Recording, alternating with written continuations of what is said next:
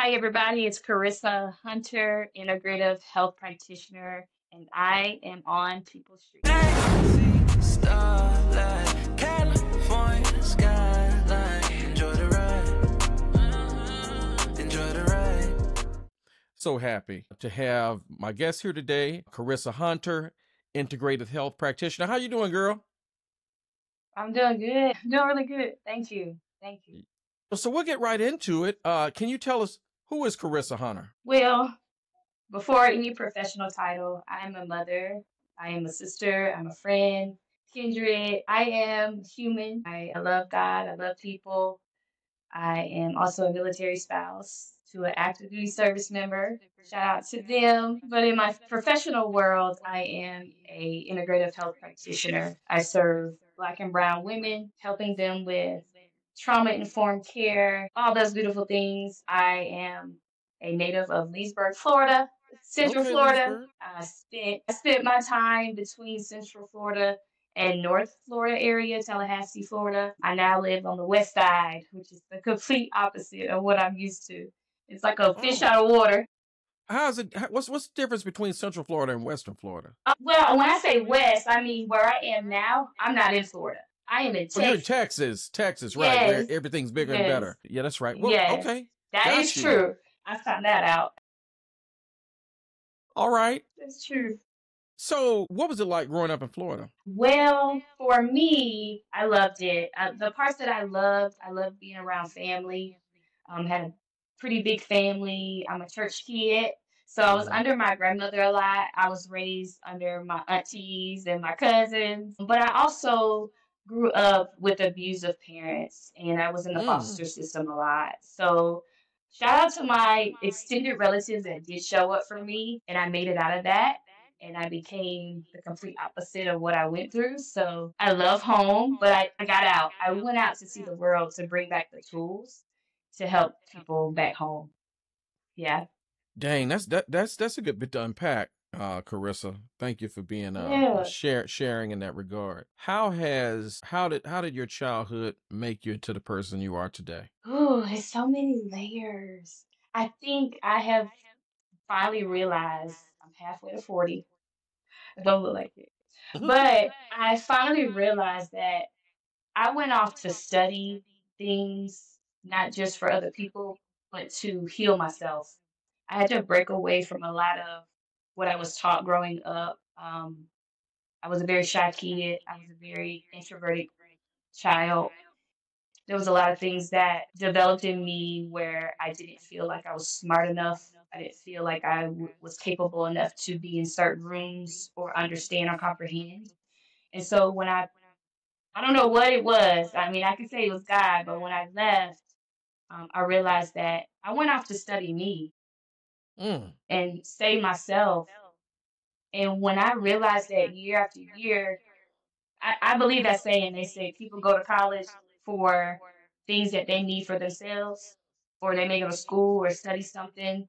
I did that for me, and it helped me break a lot of generational things in terms of addiction, medication, or mental health struggles. And it was probably the hardest choice. I'm one of the people in my family that decided to go off and do the hard thing, if that makes sense.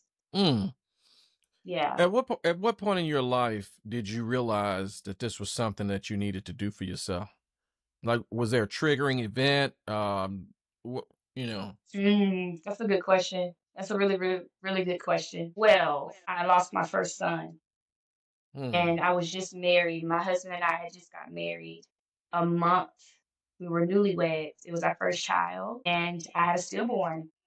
And Mm. I was already I was in college. I was pursuing something in healthcare related, but I also had just got out of Bible college. I was serving ministry at that time. I got married. When we lost him, it did something to me.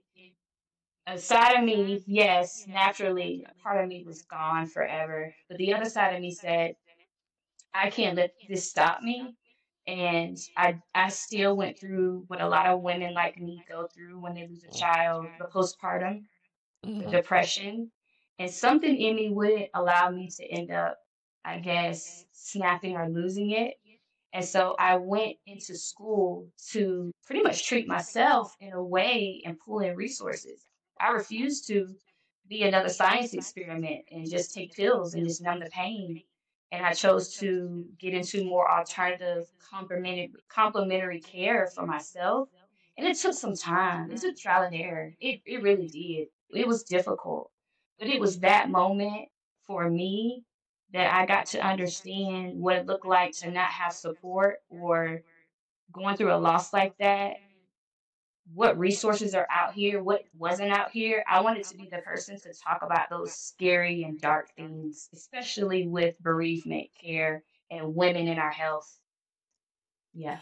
Was your husband supportive of you during that time in terms of supporting your health care journey?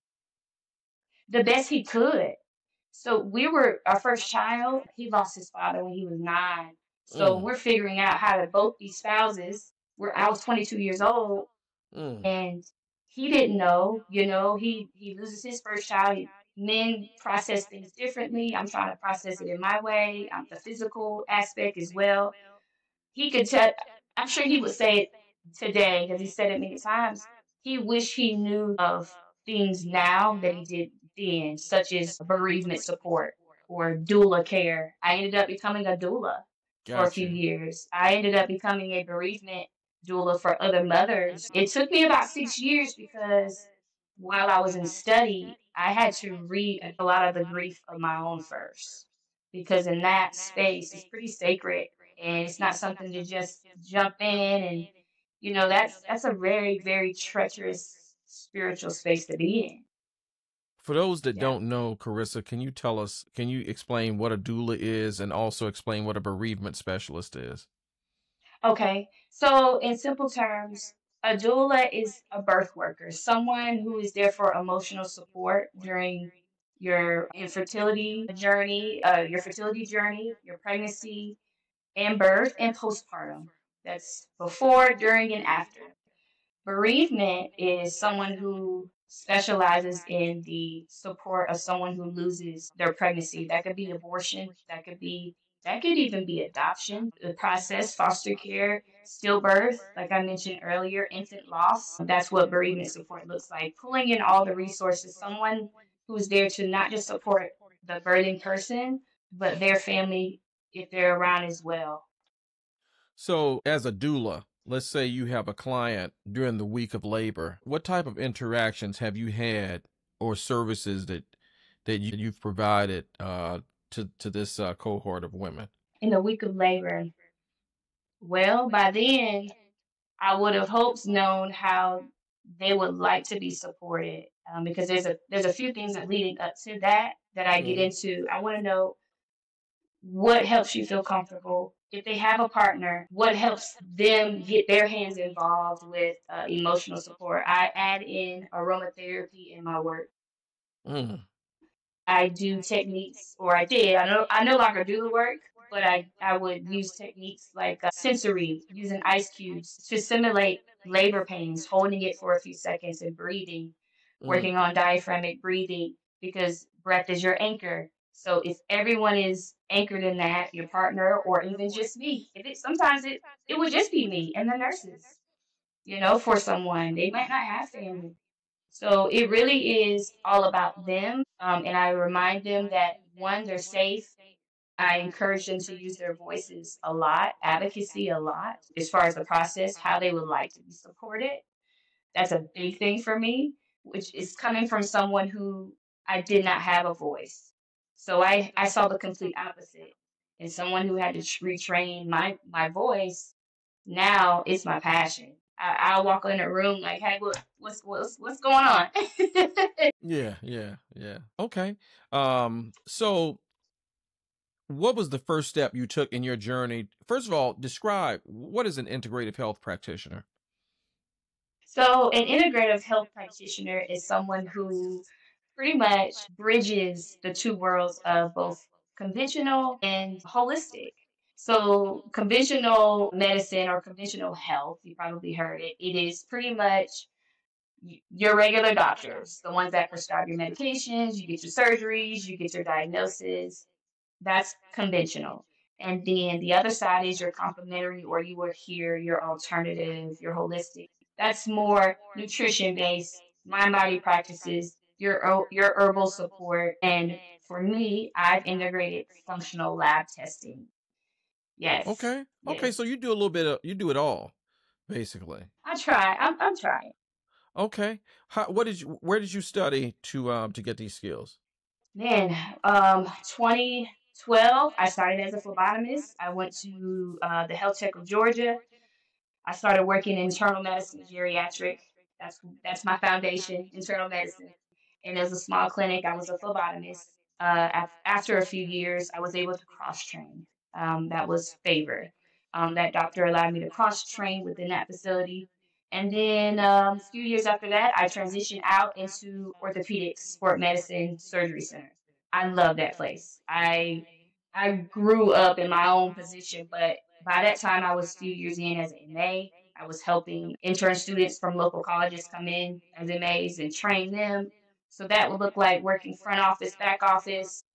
I Well, went to Central Georgia Tech. It was Middle Georgia Tech. That was my first college experience.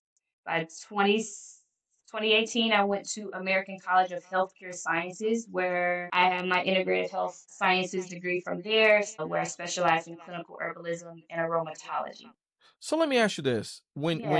when you were at that particular school, which of the courses did you enjoy the most, and what did you learn? Because I'm very interested in At American College, yeah, yeah.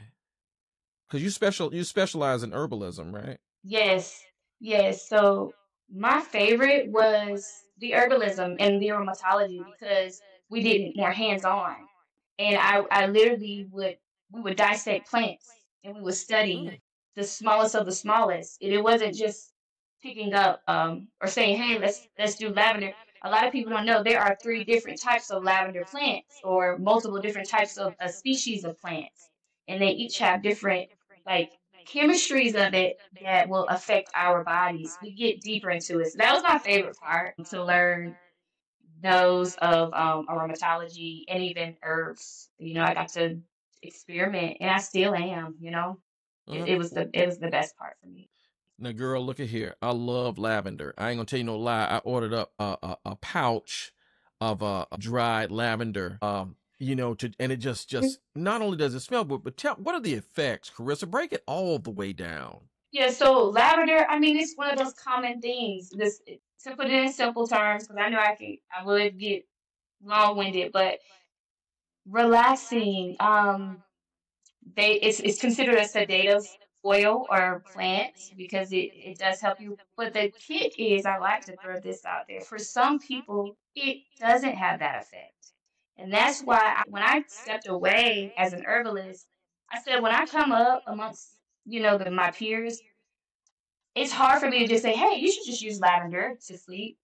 There might be other things going on. So that's why I pair functional labs because sometimes someone's body can do the complete opposite response to a specific herb or oil. And they wonder why it doesn't work. You hear a lot of people say, oh, that didn't work for me. Mm-hmm. That plant, that herb didn't, or that tea didn't work for me. Yeah. Well, that's because there might be something going on with their biochemistry that is causing them to respond that way to that particular plant or herb. And other things that you studied adjacent to herbalism at the school.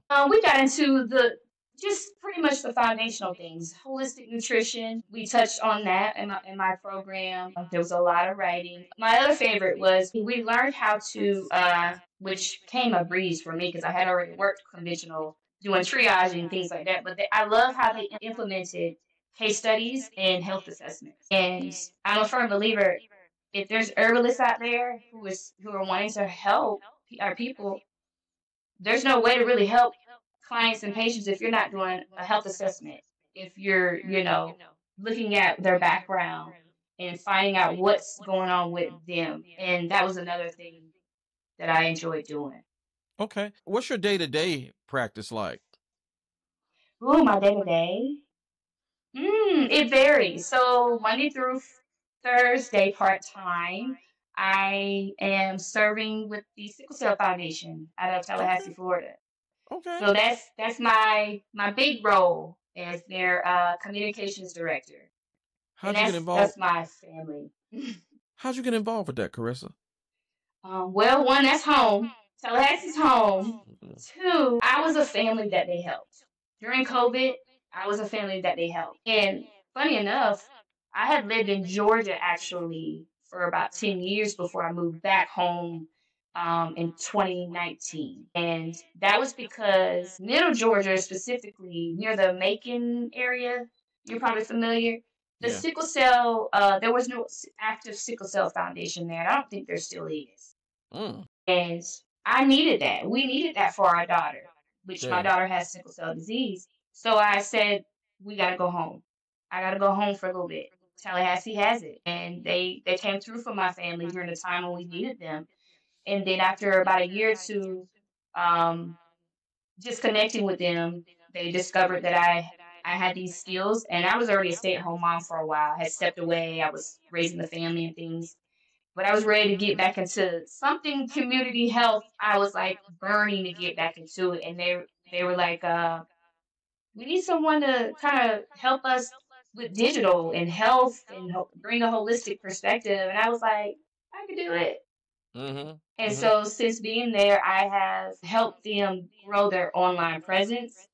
I pretty much am responsible for overseeing the foundation's message and communicate their strategies throughout the whole North Big Bend area so that we cover about 13 counties. Mm-hmm. And my role is pretty much promoting the foundation's programs, events. I connect with local radio stations, the billboards you may see. I put, help put those out there. All right. Just my role is everywhere, but I Mm-hmm. love it. I love it. It doesn't feel like a job. I'm so blessed. I love that. They're my family. Yeah. Okay. All right. Whole Health IQ. Tell us all about it. Whole Health IQ, my baby. So Whole Health IQ is pretty much a Black woman centered remote clinic, and I pretty much integrated a few things. I like to focus on cultural relevance with my work because that's important for our community. I like to integrate. I like to say science and soul. We're utilizing those tools like functional lab testing, the herbal therapy, and most of all being trauma informed because I get a lot deeper than just the conventional doctors will they have time for. And I guess call me investigator of health, but I like it. I love investigating someone's, things. I love listening, but I love helping women recognize that their body knows how to heal when they're in a safe place that listens to them and to trust themselves. So that's pretty much what I do. Yeah. Do you does that statement is the subtext there that a lot of women of color don't have adequate resources in that regard? A little bit. Yeah. Yeah. Yeah. Would you say that we're underserved, or like Yes. what's been My experience, we are assumed to be less informed. mm, And when we go into these, I say this although I'm a practitioner, and I want to put a disclaimer: I don't diagnose. I'm not a medical doctor. I work with your team. That's what got I you. do. I do not do that. I want Part to of the say that. team. Yeah, I work a part of. That's what integration is. I advocate for everybody to come together like a circle and center the care on the client slash patient. Right? Have you found traditional doctors to be resistant to your involvement? Yeah. How does it how does it express itself? It could look like challenging their authority when you use your voice, or I can just give you an example from experience. To this day, sometimes when I walk into a specialist office, I won't even mention who I am. I purposely do it as a social experiment to see how they'll talk to me. And then when I kind of mirror back the information to them, I can notice pushback sometimes because a lot of doctors, and some, not all, but they are more doctor centered versus patient centered. And that removes any relevance to this patient's culture, their how they feel. I mean, if you got a patient who's been in their body for 40 years, you don't think they know how they feel? That's how I look at it, and that's what I consider. But I have definitely seen doctors resist it. I've not just amongst women, but I've seen them amongst black men. My husband, him walking in with his daughter, and if he may advocate for something and say, "Hey, no, we may not want to do it this way. We're informed. Thank you for that information." It's some pushback. So it's very hard. It's very emotionally draining. But I tell you, it's worth it. It's worth it. That's why I work so hard to keep doing it. Can you tell us about your typical patient? My typical. Okay, I can tell you. My typical, I'll say client, for legal reasons. Yeah, client. Yeah. A typical client in their 30s, typically a mother, chronic fatigue, mood swings, painful cycles, just trouble sleeping. They got a lot going on. I've had clients who have come to me after reporting to their regular doctor about difficulties and been told everything's normal, you're fine. And they'll come to me, and I spend a lot more time digging into what's happening, and we may perform like some foundational labs and all the things that their regular doctor would say, hey, these are normal. I've seen some clients end up in the hospital and been called based off of the labs that I've done with them that they needed iron.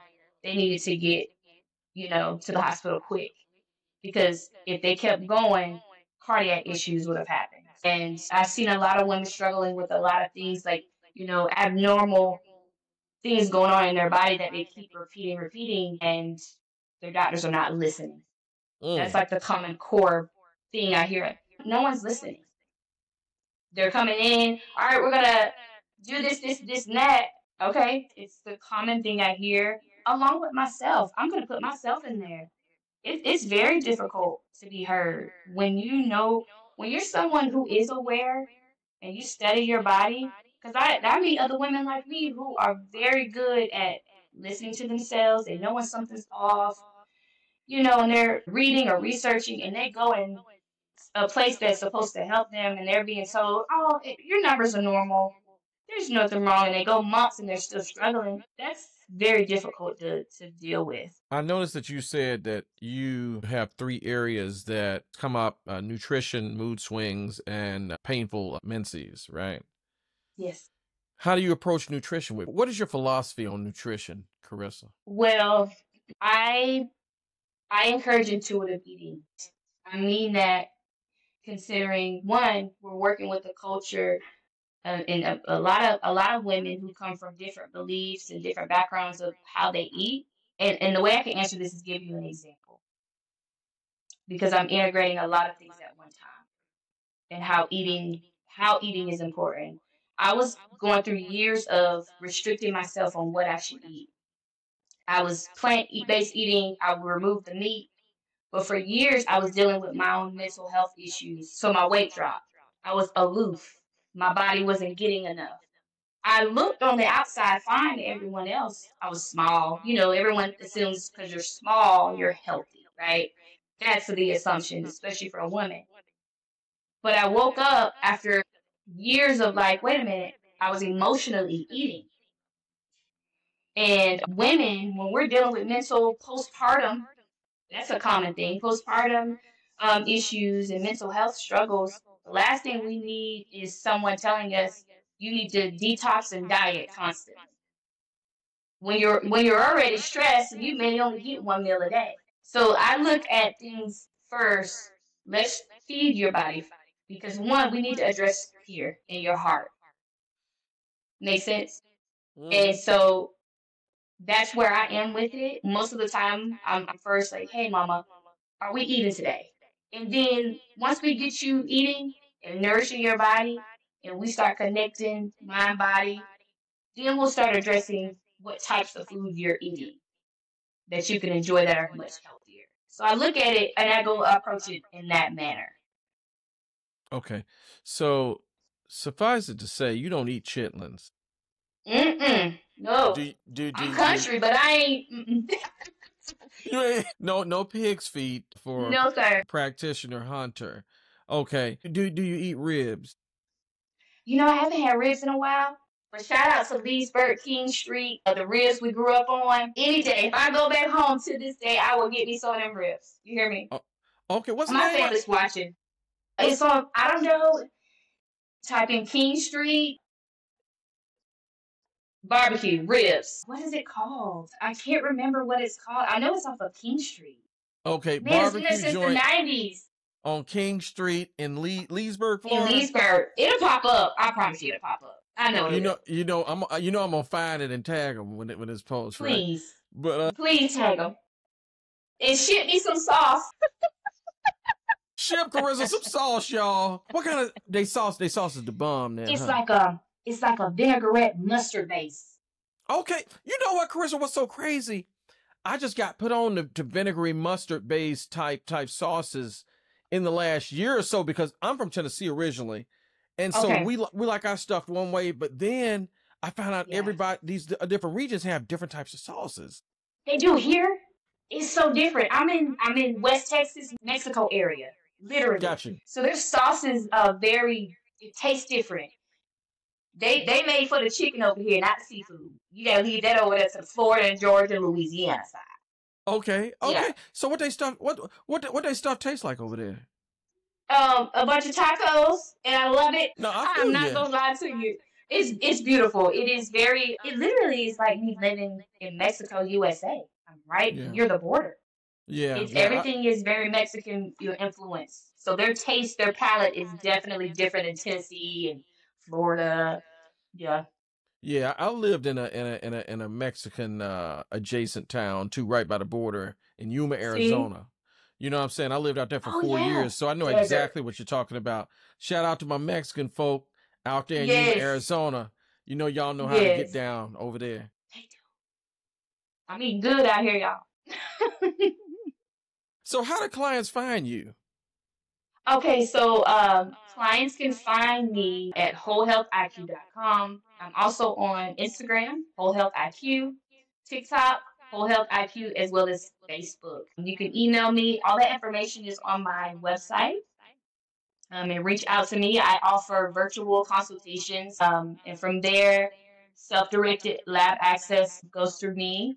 I offer mentorship and most of all, cultural understanding. Because it's one thing when you connect with whether it's a doctor or a practitioner, and they can understand the lingo. That means something. Or they can look at you a certain way and we get each other. That gives safety. For me, for my personal providers, I need my good and black. I need some Okay. aunties.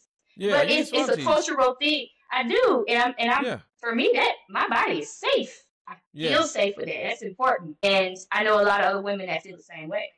And I know it's a discomforting for some, conversation for some people to talk about, but we didn't even get into, which is something that I hope to dive in on my platform.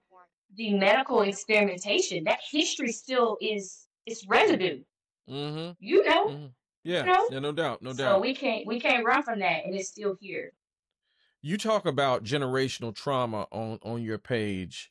I see that you've made several references to that. What is Mhm. generational trauma, and how have you experienced that in your own life and kind of in your patients' lives? The examples of how that informs the present. So, that's so good you asked me that because my goal is to overall dive into faith-based organization collaboration because a lot of that trauma for our people comes from that, and I experienced that, and I want to be able to expand and collaborate with a lot of the religious and faith-based organizations to break the generational cycles and restore wholeness inside out. Because we're integrative health is spiritual, mind, body, and soul, but we also, because our community has been so traumatized by ignoring their body, being told just pray, you don't need a therapist, or no, you don't need that surgery. We're in 2025. It's okay to have a doctor who know how to lay hands, honey, we need this surgery, or you need this surgery. It's okay to take medication. If you want to gradually get there, then taper off if it's safe, if your team is okay with that. Let's talk about it. So I experienced it in the space of when I had my child, when I lost my son, and I was in church at the time. I didn't have mental health support. Nobody supported me and my husband. We were told, yeah, go ahead. For real? The Yeah, church didn't have any supportive no, departments. See that, no, Carissa, that's another thing that I think about quite a yes, lot. I talk to people. There are so many services. There, my professor, I went to Morehouse. We used to talk about all the yeah, time how there are churches on every block in our community. Like on every block. It's more churches than gas stations in our community, come on right? now, But why is it, like I was talking to my boy the other day, why isn't there a literacy program in the churches? come on. Well, why isn't 100% of the people in sanctuary, why aren't they literate? You know what I'm saying? That's what I mean. Why don't we have in-house credit counseling? Like I see what you're saying. Like a lot of Yes, those things like that we be sitting around here waiting for the clinics. government to do. Yeah. Yes, exactly. And so brings me to my point. I studied my way out of that programming. And when I say I studied, my husband and I specifically, we tied in our community. And we have in so many ways more than local agencies have. Mm. And it never looks the same. I mean, and that's ministry for us. You Because yes, yeah, we tied it in it. There you go. I'm a Pentecostal kid. And so, I get it. Yeah. Yes. Come on now. My auntie's on here. She probably watching, but yeah, it's and that's what for sure. I hope that I can go back home and to the receptive churches because I know some ain't gonna be receptive to it, and why they not that's the receptive? issue. Why they not receptive? Business. Talking about dollar bill, y'all. Cream, Yep. Yeah. It's Skrilla. business. It's so heartbreaking because let me tell you something. I would rather walk in a church that's the size of my room, Mm. like what my granny had, Okay. than these big churches. You know what I mean? Because I feel like I have to commend some of the grandmother generation. There are some of them are transitioning, but they seem more open and minded with things versus those that came after them. Mm. And I hope to change that because again, what you asked, I feel that is a starting point of the root for our community because faith-based organizations have a large influence on our health and wellness. Yeah. Because if they Yeah. convince someone you don't need any clinical support, just pray and rub oil on it. You Right. have low bilirubin and hemoglobin and high blood pressure. What are we gonna do? Right. That's what I. Mm-hmm. Girl, so Yeah. what's your plan? What's your plan to change that though? Have you reached out to some churches? I know some of these elders and some of these deacons, et cetera, have been traditionally resistant to anybody bringing up Well, anything new. yeah. Well, I shout out to the Sickle Cell Foundation. They are an organization that does this work. We do collaborate with local organizations in Tallahassee local churches. So we do that. We do events with the foundation in local churches that they do the work. Now for whole health, I'm connecting with my home church Okay. that I grew up in. My grandmother was a pastor, a known pastor, community leader. She was a med tech in the United States Army, black woman, during a time when the military wasn't even fully integrated for them. What was I her watched name? her walk Trifolia Brinson. Trafoya Brinson? Yes, you know her? No, but I'm just saying I know that's a sister with a name like Trafoya Come on Brinson. now. Do you Ain't know nothing but a anybody with sister. Trifolia? I don't know no Trafoyas or no Brinsons. You know what I'm saying? So I know it's my people. I know Yes. it's my people. You know what I'm With saying? Georgia, the Brinsons are from Georgia. My grandfather, Georgia man. Okay. Yep. Did you So know your granddaddy? I did very Were close y'all with him. I was just about to Very ask y'all close. close. What's the biggest Very thing you very learned? close. I was very close to my granddaddy too. What's the biggest Yeah. thing you learned from your granddaddy? His silent strength was amazing. His silent strength was something I found in my husband. He was the Okay. only man I can say on this earth that never hurt or harmed me. He showed me the way that he cared for a leader of a woman like my grandmother. She was a military woman. She was the leader, the pastor. Everybody called on her. But it takes a very fine, distinct, special man to stand and be able to soften a woman like that and stand by her. That man was amazing. So listen. Now we getting into the weeds. I know a lot of brothers and others that are with very, very strong women. What are some of the techniques that your granddaddy used to deal with a towering pillar of strength such as your grandmama, Miss Trefoya? I know Miss Trefoya didn't play, you know what I'm saying? So I know your She granddaddy did. had to have some techniques. He was more than likely smooth with it because I do remember. I don't care if my granny had an attitude. I would sit at her feet in the living room, and he would Yeah. head out to work every morning. He would come and give us some sugar, whether she liked it or not.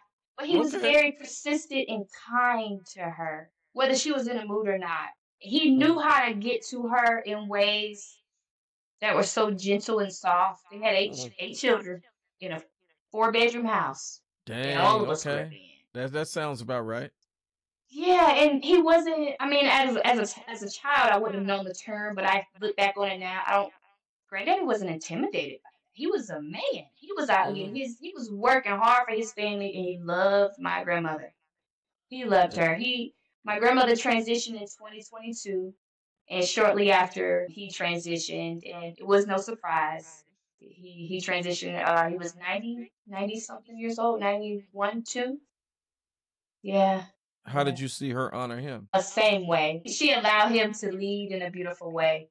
Um, he was right there. They was always next to each other. They was Mm-hmm. always next to each other. It's just so beautiful. And as I got older, I mean, I'm now the age I am. I'm a mother and a wife. I realized, wow, I didn't realize how much my grandparents made an impact on me on how I looked at relationships and marriage, given what I went through as a child. Even though I went through what I went through at home, I'm thankful I had the foundation of my grandmother. I'm so thankful that I was able to walk with her through those hospitals because I was being a little intern and didn't know it. I was going to turn around and do the same, you know? So I'm thankful for that. Your parents still alive? Yes. Yeah. What was the source of I guess what I'm saying is the trauma that you experienced with your parents? Was that Okay. generational trauma for them as well? Yep. Did you forgive your parents? Absolutely. When did you forgive them? I forgave them as a child. But at this, I lived in Stockholm syndrome for a long time. Break it down.